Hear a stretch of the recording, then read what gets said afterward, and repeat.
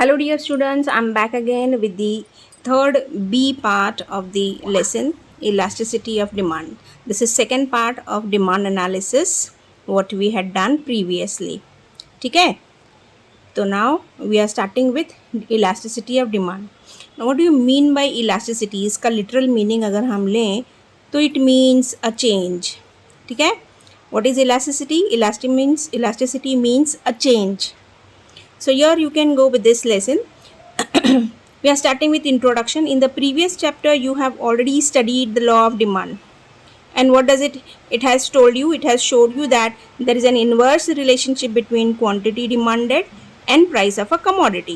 Law of demand में हमने ये clearly देखा है कि there is an inverse relationship between price and quantity of a commodity. The law of demand does not explain the extent, किस हद तक, एक्सटेंट यानी किस हद तक जो है वो चेंज हो रहा है in demand due to a change in price. ठीक है, सो फार हमने देखा कि डिमांड चेंज होता है with respect to change in price, लेकिन वो कितना चेंज हो रहा है, कितना बढ़ रहा है या कम हो रहा है, that was not clearly mention in this. So this law of demand fails to explain the quantitative relationship between price and quantity demanded. Quantitative यानी कितने परसेंटेज बढ़ रहा है, कितने परसेंटेज कम हो रहा है demand with respect to change in price. What is quantitative relationship? It means कितना जो है डिमांड बढ़ता है और कितना परसेंटेज कम हो रहा है with respect to percentage change in price.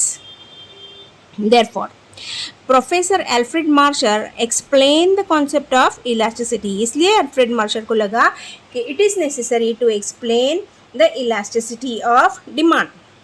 ठीक है, now what is the concept of elasticity? The term elasticity indicates responsiveness, responsiveness यानी a change of one variable to a change in the other variable. मतलब जो अगर दूसरी चीज़ में कुछ change आ रहा है तो उसको उसके हिसाब से, उस परसेंटेज के हिसाब से डिमांड में क्या रिस्पॉन्स हो रहा है, डिमांड में कितना रिस्पॉन्स हो रहा है, रिस्पॉन्स उसका बढ़ रहा है डिमांड की तरफ से या रिस्पॉन्स कम हो रहा है, that is called as responsiveness of one variable to a change in the other variable. Elasticity of demand refers to the degree of responsiveness of quantity demanded to a change in its price or any other factor. So what does it elasticity means? Elasticity of demand refers to the degree of responsiveness, percentage change in quantity demanded to a change in its price हो या फिर any other factor हो, factor यानी which determines the demand. Alright, so this is the definition of elasticity of demand. क्या है? Elasticity of demand refers to the degree of responsiveness किसकी? Of quantity demanded, किससे?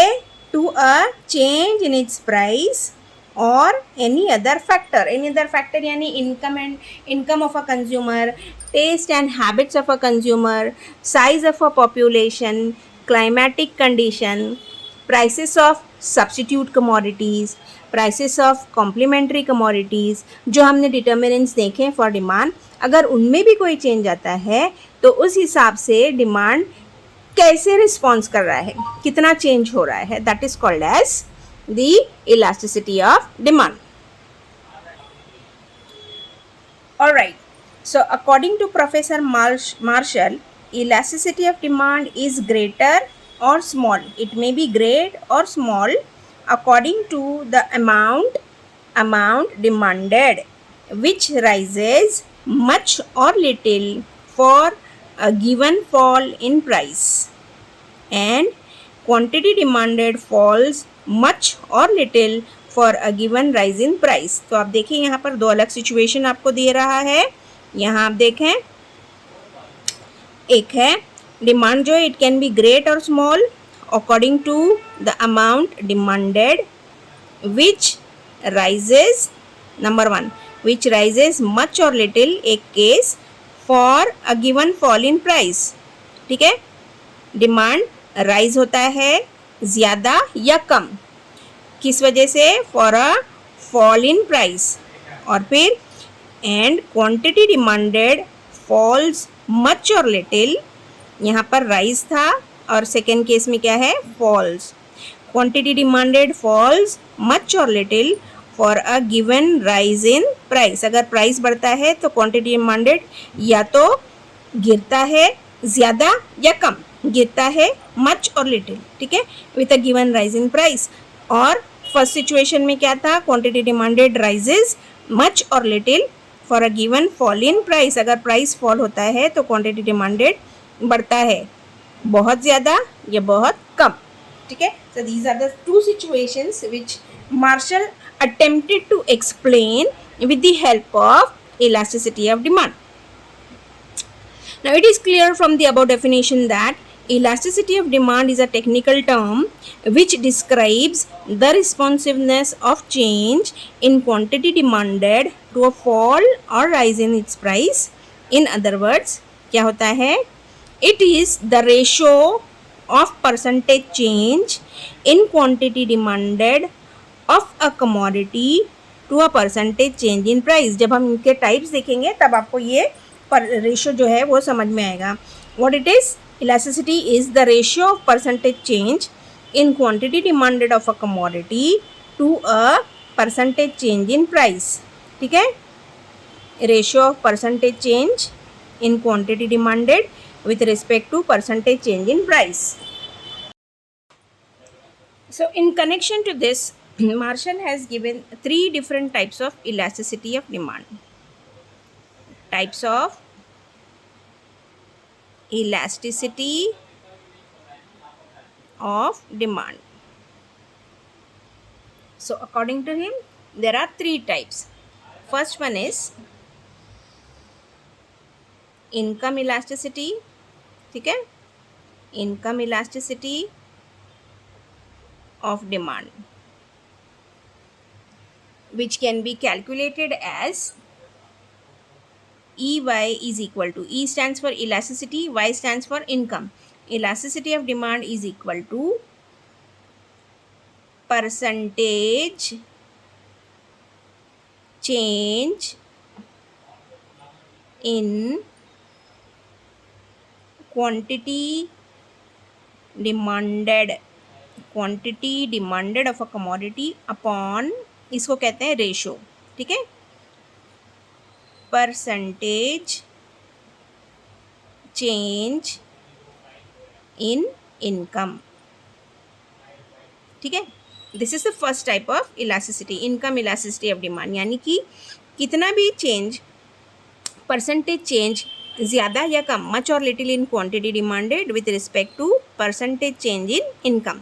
ठीक है, तो it is due to, it may be due to rise in income और it may be due to fall in income. तो rise की वजह से आपका डिमांड जो है बढ़ता है, और फॉल, अगर इनकम कम होती है तो obviously demand pattern of a consumer में इंक्रीज और डिक्रीज. ओके, सेकेंड इज, अच्छा इसको हम बाद में जो है डिटेल में देखते हैं. Cross elasticity of demand. Second type of elasticity is cross elasticity of demand. So this is written as elasticity with respect to cross elasticity of demand is equal to percentage change in quantity demanded of A, commodity A, with respect to percentage change in price of commodity B. ठीक है, यानी T and coffee. ठीक है, car and petrol, that way. ठीक है, अगर prices of petrol increases then the demand for your cars or 4-wheelers, 2-wheelers, whatever it is, it may rise much or little depending on the percentage change in price of petrol. So these two are the types of elasticity. Okay, now out of these two, besides these two, the most important type of elasticity is price elasticity of demand, price elasticity of demand. ठीक है, यहाँ पे देखिए आप clearly the term it is telling you that it is with respect to a change in price. ठीक है, so now price elasticity of demand जो है what it is, here you can see ED is equal to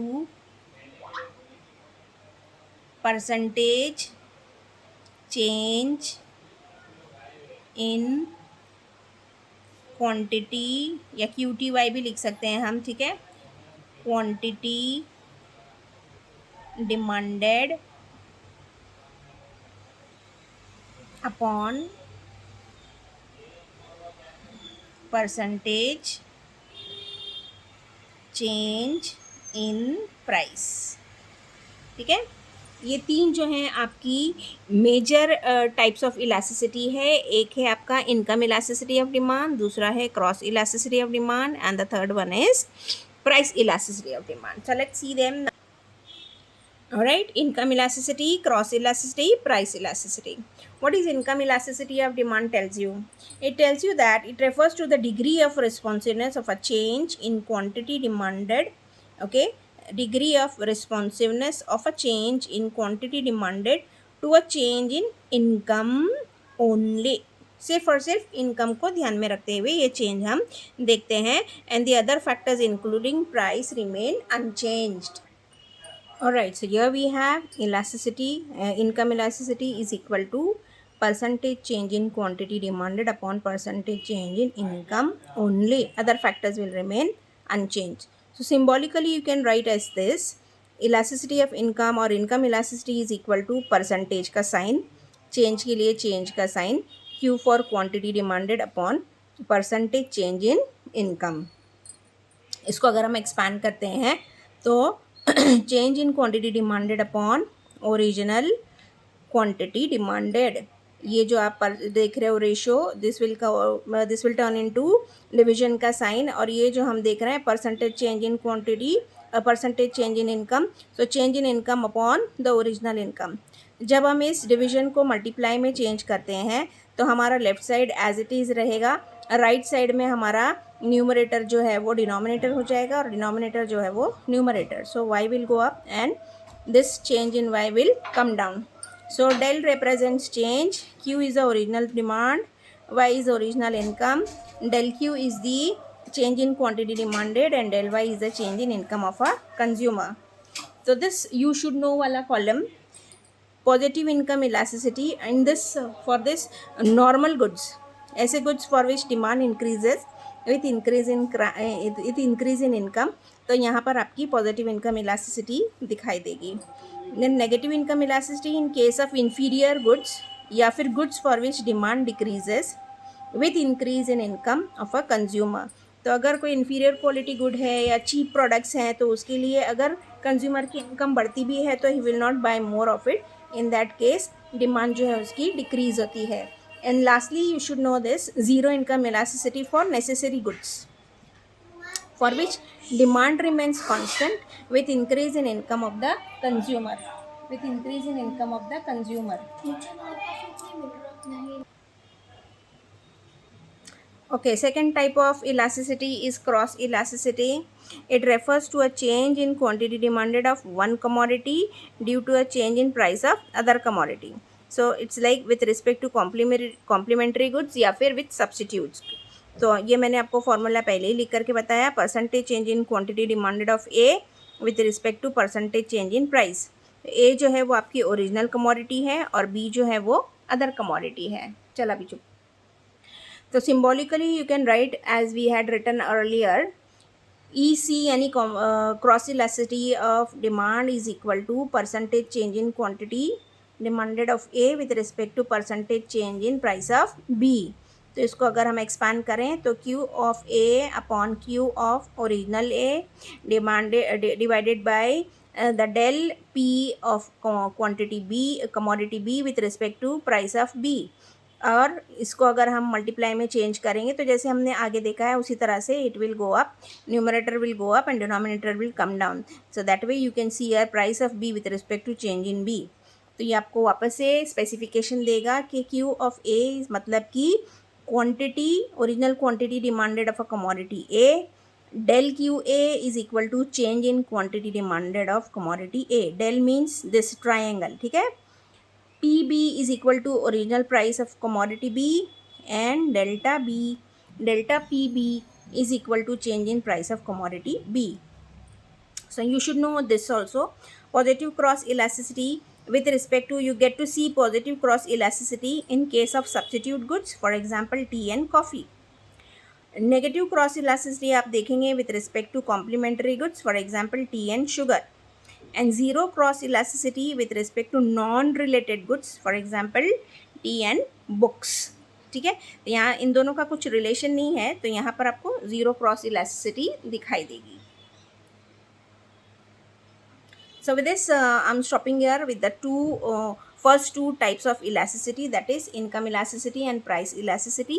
ये दोनों types आपको जो हैं इसमें distinguish में आते हैं. You get this for 2 marks और identify and explain the concept. 2 marks के लिए ही ये दो आते हैं. जो आपकी third type of elasticity है price elasticity of demand, which is very very important from the point of view of the examination. ये आपको throughout the question paper कहीं ना कहीं मिलेगा ही. ये आपको जब मैं डिटेल में बताऊंगी तो I will let you know कि ये आपको कहाँ कहाँ पर क्वेश्चंस मिलते हैं विद दिस और आपको उसको कैसे प्रिपेयर करना है. So for this part 1 I am stopping eight the first two types of elasticity, that is income elasticity and cross elasticity. So I hope you must have understood something out of it, and if you have any difficulty you can drop a message in the description box. आप वहाँ पर message डाल सकते हो, comments में आप डाल सकते हो कि आपको क्या लाइक है और क्या share and subscribe my channel. Thank you. ठीक है.